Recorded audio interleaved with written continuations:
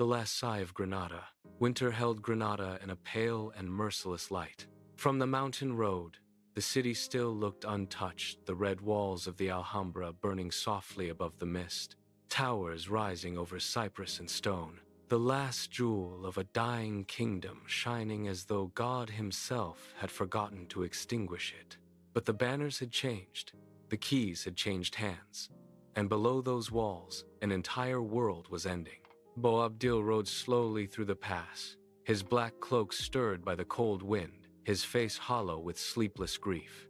Around him moved the broken remains of his court mothers carrying infants wrapped against the frost, old men bent with silence, children too young to understand why no one would ever return. No songs, no prayers, no farewell, only the sound of hooves on frozen earth.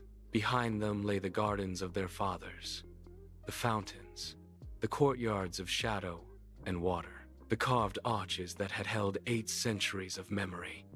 And now, all of it belonged to others. Far below, church bells began to ring across the city.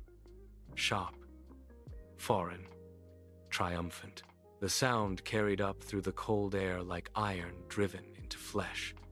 One woman covered her mouth and wept. Another clutched a boy to her breast and turned his face away from the city, as though mercy could be found in not looking back.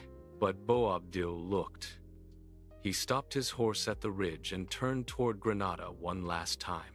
There it was, beautiful, silent, unreachable, the city of his fathers, the refuge of the faithful, the last light of Al-Andalus. He stared at the towers, the roofs, the walls catching the winter sun, and saw, not stone, but the dead kings buried beneath marble, warriors fallen in forgotten battles, poets whose voices would now fade into dust, children not yet born who would never walk those courtyards as their own.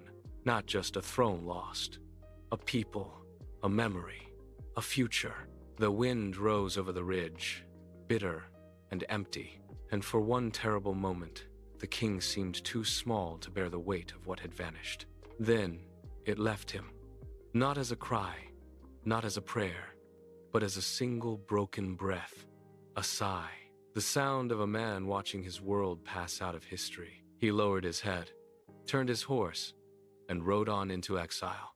Behind him, Granada still shone in the morning light, radiant, distant, already becoming legend, and the bells kept ringing.